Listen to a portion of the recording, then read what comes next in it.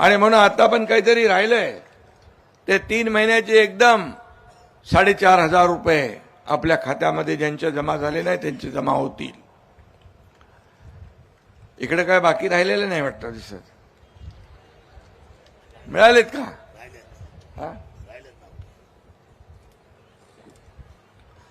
मी आपल्याला एकच सांगतो, आम्ही देखील गरिबी पाहिली आहे. शेतकऱ्याच्या कुटुंबातून माझा जन्म झालेला.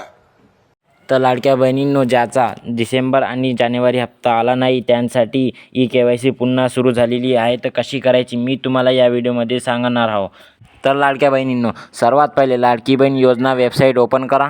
ओपन केल्यानंतर दिसते ही लाडकी बहीण योजनाची ई-KYC फक्त त्यांसाठी आहे ज्यांनी चुकीचे पर्याय निवडले होते.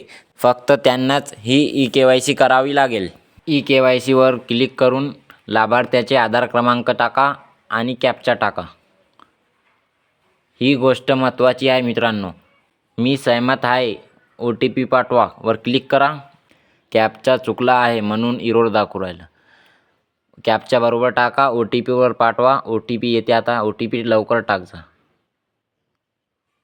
OTP आली, OTP टाकून दिली.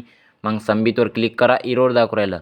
OTP verification failed, expire OTP. लवकरात लवकर OTP टाकावे लागते. तर लाडक्या बहिणींनो, आता आपण हे वेबसाईट ओपन करू. लाडक्या बहिणींनो, याच प्रश्नाच्या उत्तरामुळे आपले लाडक्या बहिणींनो, पहिले प्रश्न समजावे लागते, मग उत्तर द्यावे लागते. लाडक्या बहिणींनो, पहिल्याचं उत्तर होतं नाही आणि दुसऱ्याचं उत्तर होतं नाही. दोघं पर्याय नाही नाही म्हणून होते. याच कारणामुळे आपले 1,500 रुपये बंद झाले. ना डिसेंबर हप्ता आला ना जानेवारी हप्ता आला. लाडक्या बहिणींनो, याच कारणामुळे आपले लाडकी बहीण योजनेचे पैसे बंद झाले. नाही नाहीवर क्लिक करून सबमिट करा. लाडकी बहीण तुमची योजनाची ही ई-KYC संपूर्ण सक्सेसफुल झालेली आहे. अशाच नवीन व्हिडिओसाठी आमच्या चॅनलला नक्की सबस्क्राईब करा. तर भेटूया लाडक्या बहिणींनो पुढच्या व्हिडिओमध्ये.